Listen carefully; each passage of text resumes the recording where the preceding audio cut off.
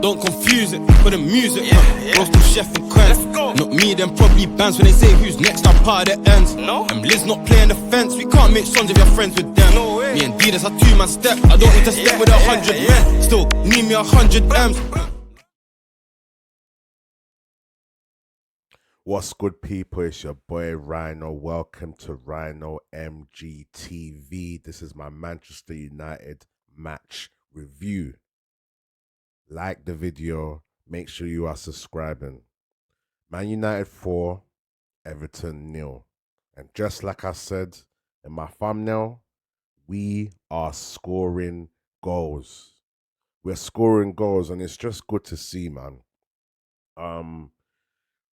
We've been through a lot in the last few seasons, especially after being under the previous regime, and a lot of changes happening at the club. And don't get it twisted, it's not the perfect article. You know, the game started off really, really slow. I think the first 20 minutes, we could have easily been down 1-0, 2-0. And you could probably argue that, you know, under the previous regime, we could have lost that game. And there's a lot of things that you need to factor in. And I think the main thing is that we're seeing something. We're seeing an identity. We're seeing a direction. We're seeing a style. We're seeing the direction. We're seeing where we're going as a club. We're seeing the players that we need to replace. We're seeing who can do what and who can't. And I think the first thing I want to point out is the fact that Ruben Amorim is rotating the players.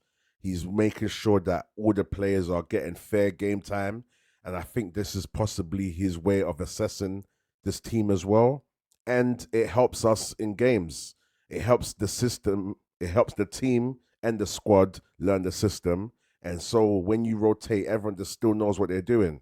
You know, last game we're seeing the likes of Højlund and Ugarte starting. And in this game, we're seeing Xerxes, we're seeing Manu. Do you know what I'm saying? So, yeah, I'm very happy. So far, so good.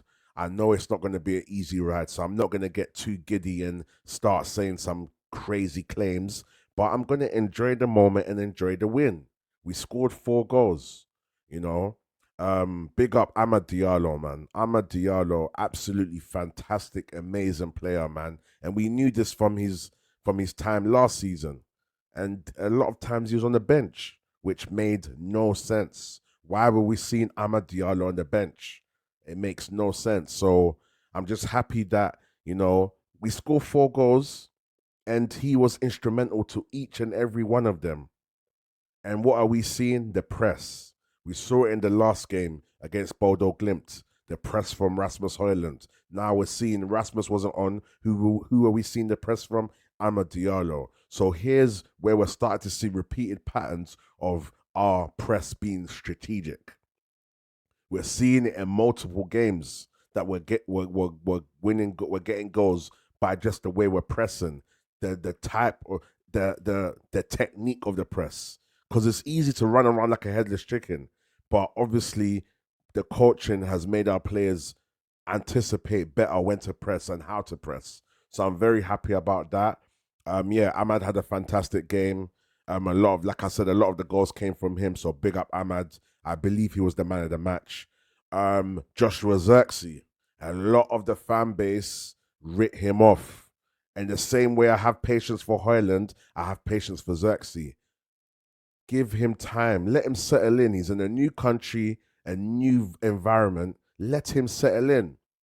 It's very hard to judge players under the old regime, under Ten Hag, because of the fact that they weren't in, whatever he was trying to do wasn't translating properly. You know, he wasn't the best at communicating. So, yes, we can say a lot of players did well under, there's players that did well and there's a lot of players that didn't do well.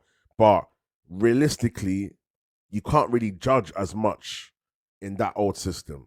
This new system, as the players are starting to get used to it, as they're starting to find their feet, as they're starting to build their confidence, now we can start judging them. Stop writing players off. Today, Xerxes could have got a hat-trick. Last game, Højlund could have got a hat-trick. 2 players that have been getting a lot of stick from the Man United fan base. And when people like me stick up for them, I get stick too. But at the end of the day, I've got my fair reasons as to why I can give these players time. The same way a lot of us gave Ten Hag time. So why are we quick to write off players? Do you know what I'm saying?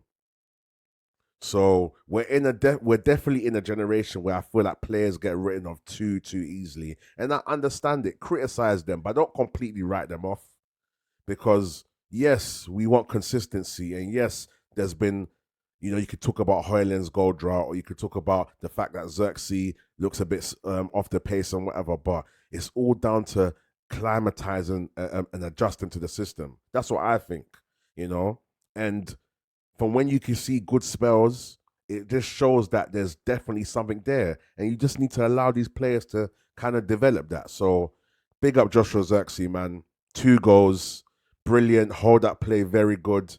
He knew when to drop deep, which he's always had that skill. He knows how to kind of set off players, that touch and goal passing, that link up play. Brilliant, man. And that a nice finish from him as well. So big up Xerxes as well. And yeah, there's little patterns that we're starting to see. Our wing backs are keeping the width. We draw a lot of the players in the center. Then we do the long ball to the wing backs, and then we have a lot of space. And sometimes we do it to the number 10 as well, or the number the person playing striker. So we're starting to see repeated things. We're doing a bit more cutbacks. And this is something that we were asking for as United fans. Let's start to see consistent patterns. Let's start to see things from the training ground. And speaking of the training ground, look at the fact that the goals that we're scoring from set pieces, it all comes from the training ground as well. So there's definitely something that we're working on that's doing well. The coach, the set piece coach, I think he's doing quite well so far, and we just hope for positivity as long as the games go on, and we hope for progress. We're going into the Arsenal game next. That's not going to be an easy game. A lot of people are going to probably put it on Arsenal to win, and I think it's going to be a very, very tough game because Arsenal are devastating, especially when it comes to playing a team that are leaving gaps and stuff. They're good at breaking down teams in general. So imagine when you do leave gaps, or we do make the sort of mistakes that we've been making in these last games. What we're catching life in it. So just big up the team in general, man. Like I said, the first 20, 30 minutes was not easy to watch, but Everton didn't put the ball in the back of the net. I know Anana made a great save. I had to watch that on the replay because where I was watching the game wasn't consistent. I kept on losing my playback, but in the end I watched most of it.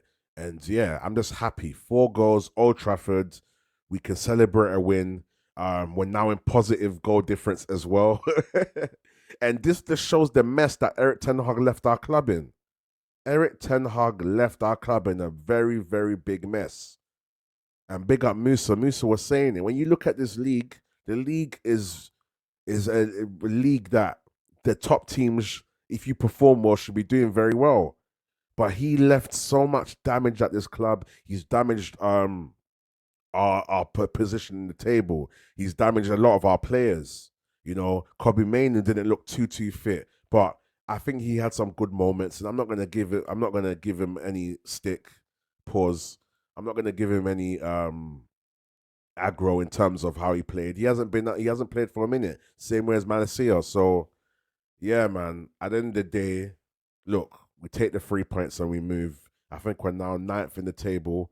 And now we've got Arsenal to play next, which is going to be, like I said, a tough game. I think Arsenal's next. Let me see. If I type Man United fixtures, yeah, so we've got Arsenal in 3 days on Wednesday, midweek game. So that's going to be very, very tough at the Emirates. Very, very, very tough. Let me share my screen. It's going to be very, very tough. Here's our fixtures. Yeah, here's our fixtures. Very, very, very tough, man. So we got Arsenal on the 4th. Then 3 days straight after that, we got Forest. So yeah, the fact that Ruben's rotating the team as well to make sure that all the players are fit. He's focusing more on fitness and kind of training in game So we're doing a few training sessions. So the players that didn't play a lot of game time for today, they're going to be in training, while the players that played most of the game will rest. And he's kind of rotating the players. So I think it's a good system, because you've seen last season we had a lot of problems with fatigue and players overtraining as well. So yeah, man. A lot of positives to take. We're not the finished article. There's still a lot of things that we're going to have to work on. There's still a lot of there's a lot that the team needs to get used to, in terms of positioning, in terms of making mistakes, in terms of like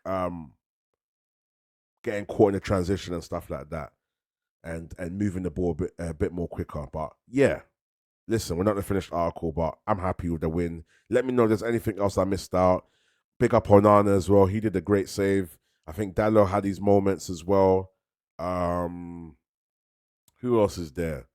Maguire came on, but I didn't really see too much of him, because, like I said, where I was watching the game was letting me down a bit. But yeah, overall, man, I think I've pointed out the standout players, and that's it, man. So like I said, if there's anything I've left out, please leave a comment down below, and let's have a chat in the comments. And yeah, man, that's it, man. I'll see you guys in the next one. Hopefully I'll do a Sunday show today, but I'll see. I'll let you guys know. But yeah, man, it's your boy Rhino, and I'm out. Make sure you subscribe. Make sure you like the video. Peace. Don't confuse it with the music, roast of chef and crème. Not me, them probably bands when they say who's next, I'm part of the ends. Liz not playing the fence, we can't make sons if you're friends with them. Me and Adidas, I 2-man step, I don't need to step with 100 men. Still, need me 100 M's.